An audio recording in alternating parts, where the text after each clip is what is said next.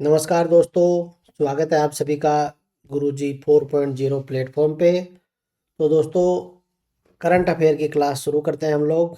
आज 18 नवंबर है और जैसा कि आप जानते हैं डेली हम लोग आपके लिए करंट अफेयर लेकर के आ रहे हैं जो आपकी अपकमिंग जितनी भी कॉम्पिटिटिव एग्जाम्स हैं उनके लिए बहुत ही इम्पोर्टेंट है। इसके अंदर हम कंप्लीट थ्योरी और एमसीक्यू के रूप में आपको प्रोवाइड करवाते हैं। आप चाहते हैं इसका पीडीएफ डाउनलोड करना तो ये हमारा टेलीग्राम का लिंक है, गुरुजी फॉर एग्ज़ाम इस नाम से आप सर्च करेंगे, गुरुजी फॉर एग्ज़ाम के नाम से, तो आप ये डाउनलोड कर सकते हैं।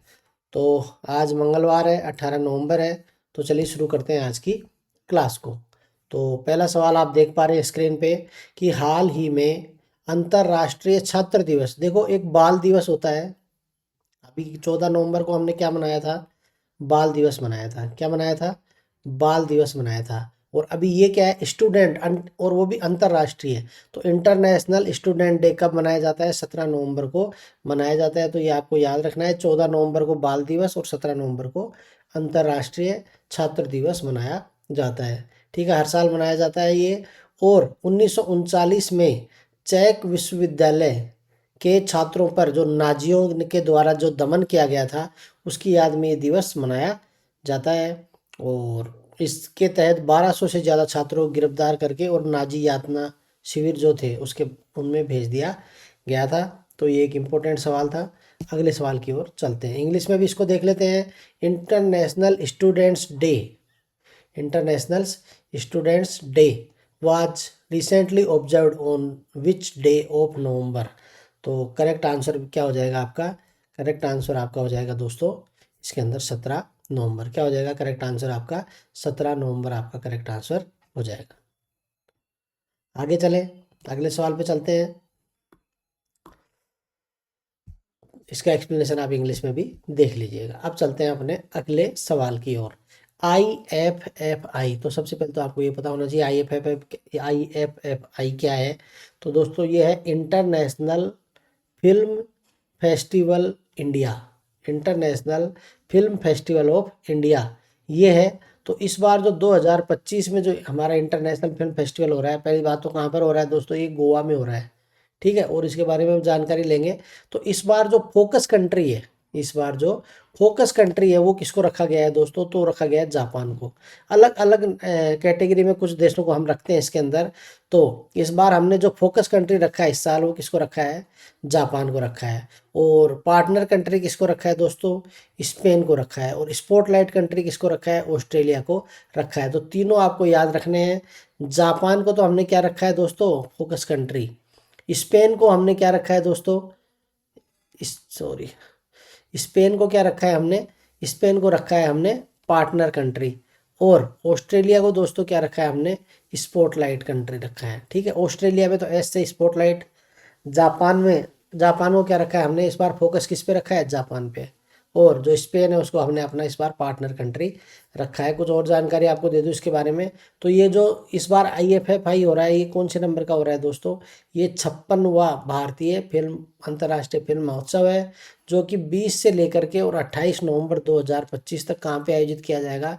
गोवा में आयोजित किया जाएगा।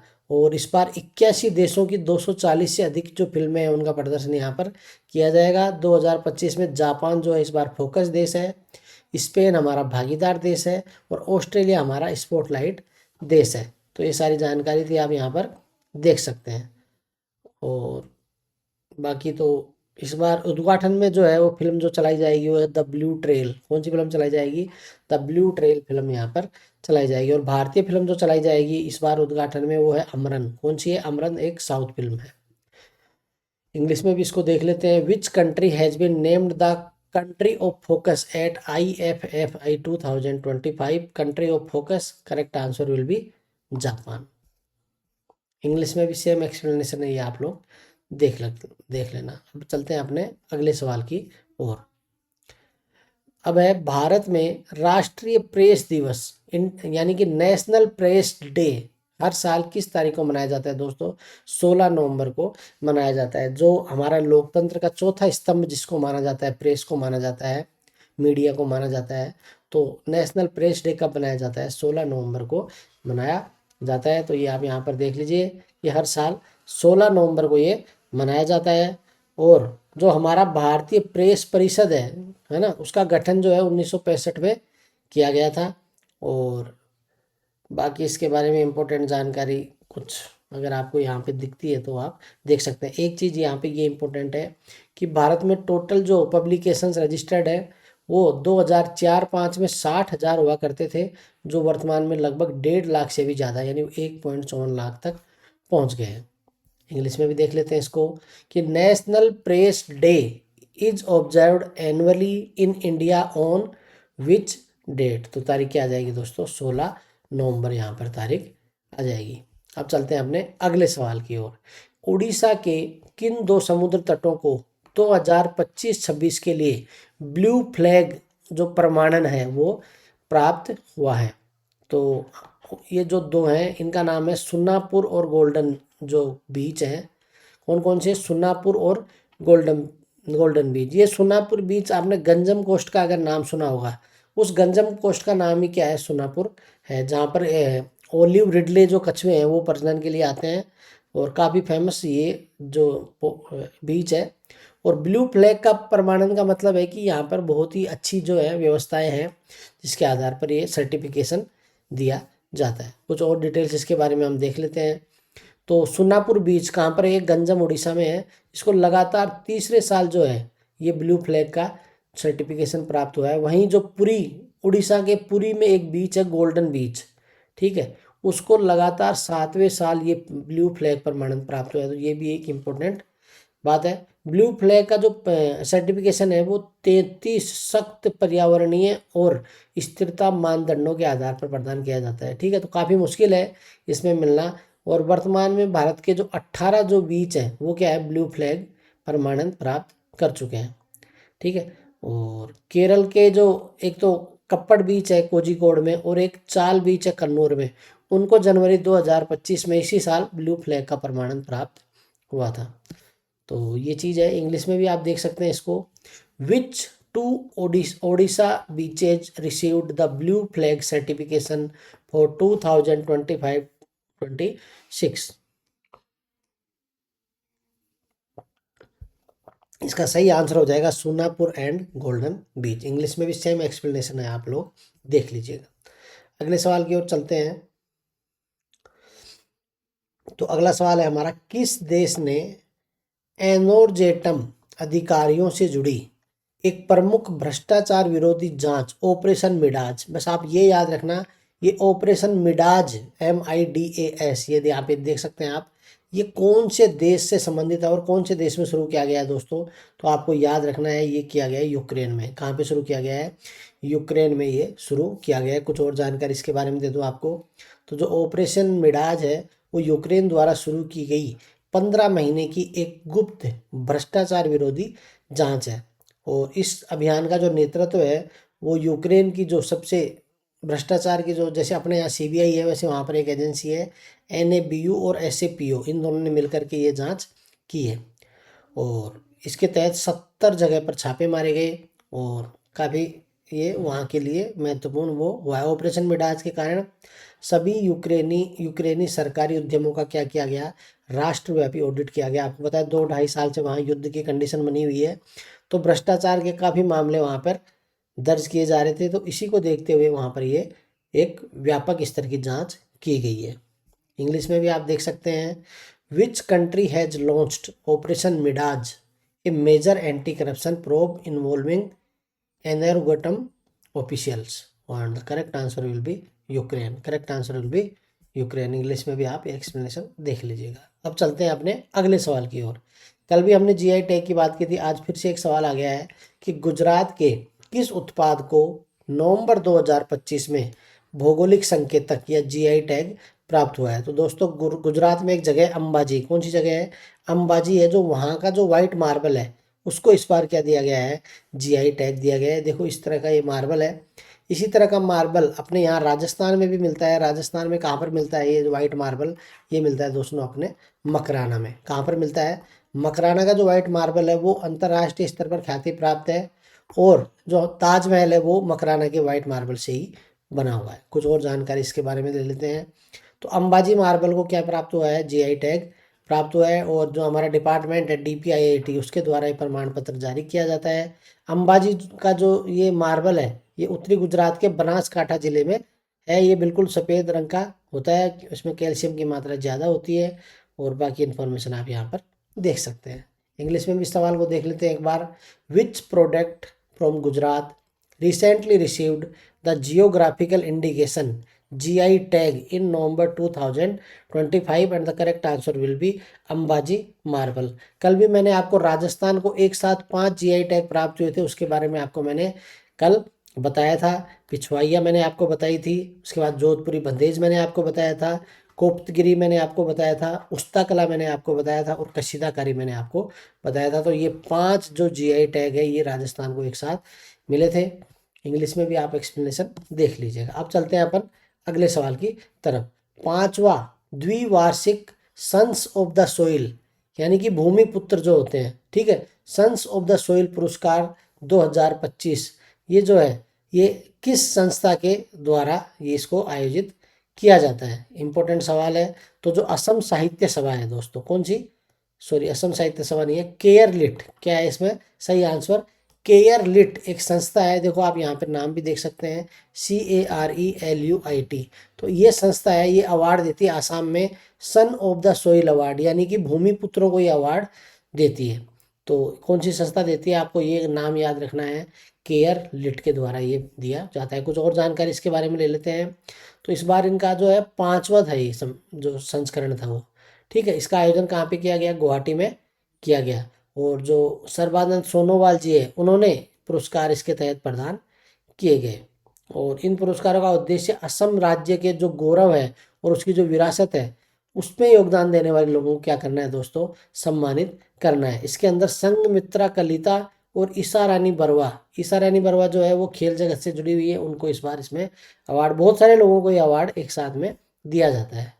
तो आपको ये याद रखना है, ये 2 साल में एक बार होता है। बाईइनल मतलब क्या होता है, 2 साल में एक बार। तो इस बार कौन सा हुआ है, 5वां हुआ है sons of the soil award. और कौन सी संस्था के द्वारा दिया जाता है, केयरलुइट, केयरलुइट।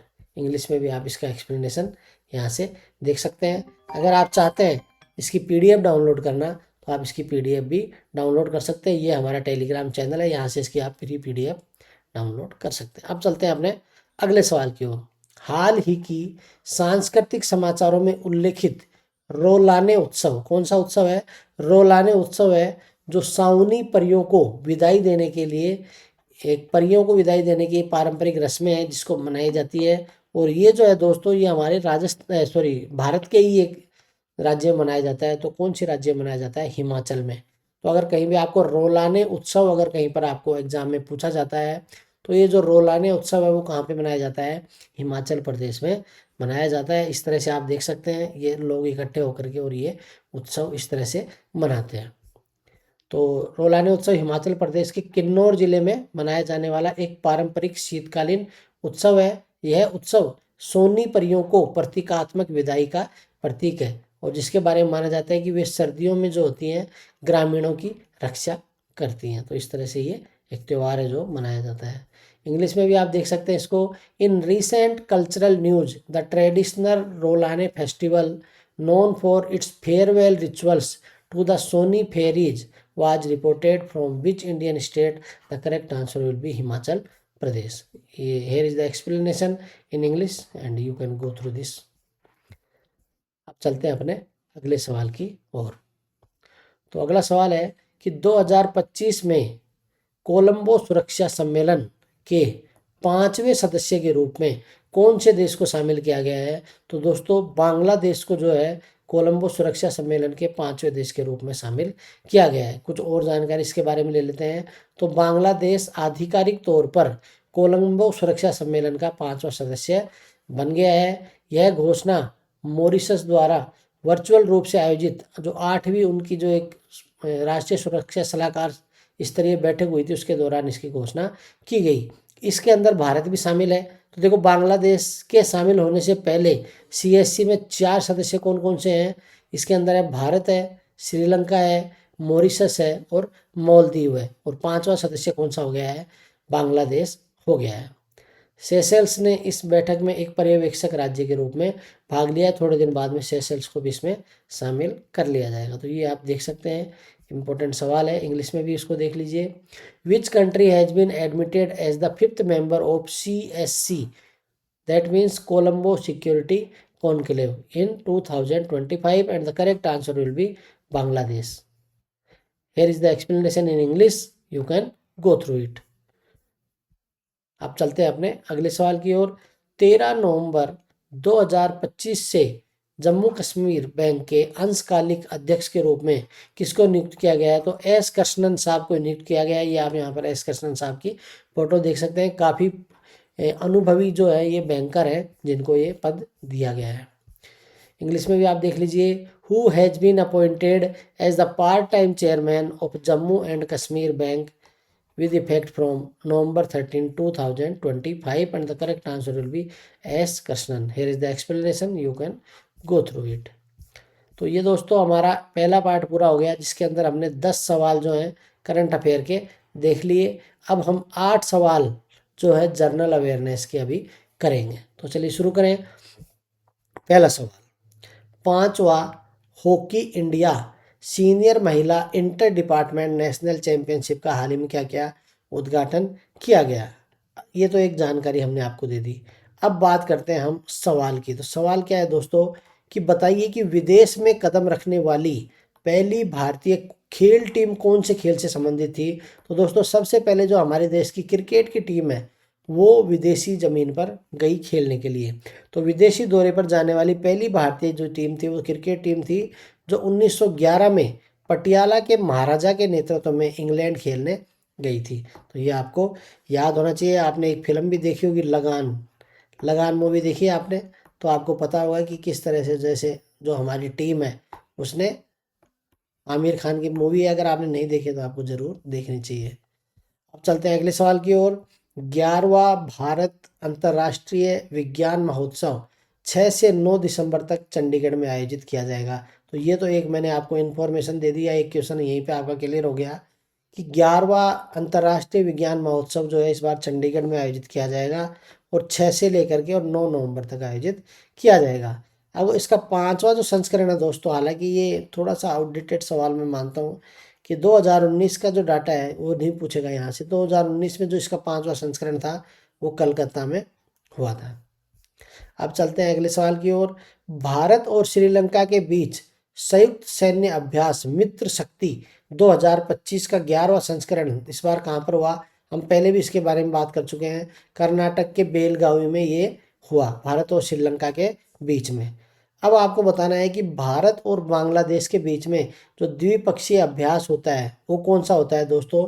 तो एक्सरसाइज संप्रीति के नाम से जो है यहाँ पर आप देख सकते हैं, भारत और श्रीलंका के भारत और बांग्लादेश के बीच में एक्सरसाइज संप्रीति होता है। और मित्र शक्ति अभी हमने बात की किस किस के बीच होता है? भारत और श्रीलंका के बीच। जो इंदिरा एक्सरसाइज है वो किस किस के बीच होता है? इंडिया और रशिया के बीच में। और जो गरुड़ एक्सरसाइज है वो भारतीय और फ्रांस की एयरफोर्स के बीच में होता है। तो ये आपको याद रखना चाहिए। अब चलते हैं अगले सवाल की ओर। वैश्विक दक्षिण यानी कि ग्लोबल साउथ के युवा राजनयिकों ने नवाचार यानी कि इनोवेशन, अनुसंधान यानी कि रिसर्च और सहयोग यानी कि कोऑपरेशन की संभावनाओं का पता लगाने के लिए IIT भुवनेश्वर का दौरा किया। तो उसी के संदर्भ में आप बताइए कि निम्न में से कौन, एक किताब है बहुत ही important, the political economy of international relation, अंतर्राष्ट्रीय संबंधों पर एक बहुत महत्वपूर्ण किताब है। तो आपको बताना है कि इस किताब के लेखक कौन है। तो इस किताब के लेखक कौन है? रॉबर्ट जी गिल्पिन। क्या नाम है इनका? रॉबर्ट जी गिल्पिन इनका नाम है। अगले सवाल पे चलते हैं। भारतीय रेलवे IRCTC के साथ मिलकर के भारत गौरव टूरिस्ट ट्रेन चलाने जा रहा है। ठीक है, कौन सी ट्रेन चलाएंगे? अभी हम लोग भारत गौरव टूरिस्ट ट्रेन चलाएंगे।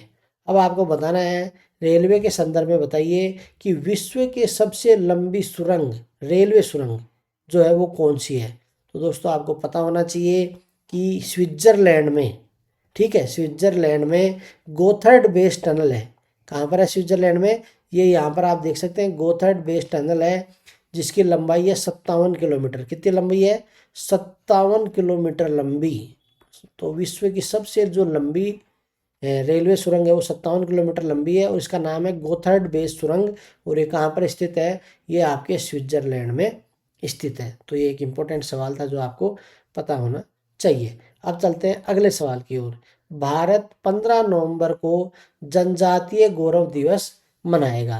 तो 2024-25 बिरसा मुंडा की आपको पता है 150वीं जयंती है इस बार, उसको भी हम लोग सेलिब्रेट कर रहे हैं और जनजाति गौरव वर्ष की भी इस बार घोषणा की गई है। कुछ जनजाति गौरव दिवस और भारत में आदिवासी स्वतंत्रता आंदोलन के संबंध में कुछ कथन दिए गए हैं जिनके ऊपर आपको विचार करना है। तो पहला कथन है कि आज़ादी का अमृत महोत्सव के हिस्से के रूप में जनजाति गौरव दिवस पहली बार जो है 2021 में मनाया गया। तो ये सही कथन है। बिरसा मुंडा के उल गुलान आंदोलन का मुख्य उद्देश्य ब्रिटिश भूमि नीतियों का विरोध करना और आदिवासियों के स्वशासन पर जोर देना था। तो ये भी एक सही कथन है। तीसरा है कि वीर नारायण सिंह ने बस्तर में अंग्रेजों के विरुद्ध 1910 की भूमकाल क्रांति का क्या किया? नेतृत्व किया। तो इसमें इन्होंने जो है एक्चुअली वीर नारायण सिंह भूमकाल क्रांति से नहीं जुड़े हुए थे दोस्तों, बल्कि किससे जुड़े हुए थे? 1857 की क्रांति से जुड़े हुए थे। ये आप यहाँ पर देख सकते हैं, वीर नारायण सिंह वर्तमान जो छत्तीसगढ़ है वहाँ उनका जन्म हुआ था और भीषण युद्ध के बाद अंग्रेजों ने उनको छल से पकड़ के और 10 नवंबर 1857 को इनको फांसी दे दी थी। ठीक है, और इन्होंने 1857 के भारतीय स्वतंत्रता संग्राम का नेतृत्व किया था, ना कि 1910 की भूमकाल क्रांति का। तो ये कथन अपना क्या हो गया दोस्तों? गलत हो गया। 1 और 2 सही है, यानी कि ऑप्शन नंबर बी आपका यहाँ पर सही हो जाएगा। अब चलते हैं अगले सवाल की ओर। तो भारत ने जवाहरलाल नेहरू की 125वीं जयंती के उपलक्ष्य में 2025 में इस बार क्या मनाया? बाल दिवस मनाया। आपको पता है इनको चाचा नेहरू कहते थे। ठीक है, नेहरू जी को क्या बोला जाता था? चाचा नेहरू बोला जाता था और बच्चे इनको बहुत प्रिय थे, इसीलिए इनका जो जन्म है उसके उपलक्ष्य में क्या कौन सा दिवस मनाया जाता है? बाल दिवस मनाया जाता है। तो भारत में बाल दिवस के उत्सव के संबंध में कुछ कथन दिए गए हैं जिनके बारे में आपको विचार करना है। पहला कथन है कि 1964 से पहले भारत संयुक्त राष्ट्र के विश्व बाल दिवस के साथ संरेखित करते हुए 20 नवंबर को बाल दिवस मनाता था। तो सही बात है ये। विशेष रूप से बच्चों के लिए भारतीय फिल्मों को बढ़ावा देने के लिए जवाहरलाल नेहरू ने 1955 में बाल फिल्म सोसाइटी ऑफ इंडिया की स्थापना की। तो ये कथन भी आपका दोस्तों क्या हो गया? सही हो गया। तीसरा कथन है कि भारत ने 1947 में स्वतंत्रता के तुरंत बाद 14 नवंबर को बाल दिवस के रूप में मनाया। तो 1947 से नहीं, हम लोग जब 1964 में जवाहरलाल नेहरू जी की मृत्यु हो गई थी उसके बाद से हम लोग इनकी याद में क्या मना रहे हैं? बाल दिवस मना रहे। तो तीसरा ऑप्शन आपका क्या हो गया? गलत हो गया। ऑप्शन नंबर बी आपका सही हो जाएगा। अब चलते हैं अपने आज के आखिरी सवाल की ओर। तो सर्वोच्च न्यायालय ने झारखंड के सारंडा वन के 31,468 हेक्टेयर क्षेत्र को वन्य जीव अभ्यारण्य घोषित करने का निर्देश दिया है। किसने? माननीय सुप्रीम कोर्ट ने। सारंडा वन के संबंध में कुछ कथन दिए गए हैं जिनके ऊपर आपको विचार करना है। तो पहला कथन है कि सारंडा एशिया का सबसे बड़ा साल वन है और झारखंड के जमशेदपुर के पास में स्थित है। तो बिल्कुल सही कथन है। साल का एशिया का सबसे बड़ा साल वृक्ष जो होते हैं ना, उनका एशिया का सबसे बड़ा जो वन है वो आपका सारंडा वन है। इसका वन क्षेत्र 300 वर्ग किलोमीटर से भी कम है। तो ये 300 वर्ग किलोमीटर नहीं है दोस्तों, ये है 320 या 30 वर्ग मील है, यानी कि लगभग 820 जो है वर्ग किलोमीटर इसका जो क्षेत्रफल है वो कितना है? 820 वर्ग किलोमीटर है, 300 वर्ग किलोमीटर नहीं है। तो ये कथन आपका गलत हो गया। तीसरा कथन है कि सारंडा नाम का अर्थ होता है 700 पहाड़ियों की भूमि। तो ये भी बिल्कुल सही कथन है कि सारंडा का अर्थ होता है 700 पहाड़ियों की भूमि। तो 1 और 3 इसमें सही आ जाएगा। ऑप्शन नंबर ए यहाँ पर अपना सही हो जाएगा। तो ये था एक अपना झारखंड से जुड़ा हुआ सवाल। तो दोस्तों ये था अपना आज का करंट अफेयर। आशा करता हूँ आपको पसंद आया होगा। ये हमारे सोर्सेज हैं जिनके आधार पे हम लोग करंट अफेयर आपके लिए तैयार करने का प्रयास करते हैं। तो इन सभी को भी बहुत बहुत धन्यवाद। जैसे PIB हो गया, PTI हो गया, न्यूज़ ऑन एयर हो गया, तो इन्हीं के आधार पे हम लोग करंट अफेयर आपके लिए बनाते हैं। थोड़ा सा टाइम टेकिंग होता है ये सब काम करना, क्योंकि करंट देखो करने को तो करंट अफेयर कहीं से भी 10 सवाल उठा करके और पढ़ाए जा सकते हैं, लेकिन हमारा ऐसा कोई उद्देश्य नहीं है। हम आपको गुमराह नहीं करना चाहते। मैं आपको एक बात बता दूं कि आजकल जो एग्ज़ाम्स हो गए हैं, कॉम्पिटिटिव एग्ज़ाम्स, वहाँ पर करंट अफेयर की बहुत बड़ी भूमिका हो गई है। और पहले वाले करंट अफेयर के सवाल नहीं पूछे जाते हैं, टू द पॉइंट पूछने का ज़माना चला गया है।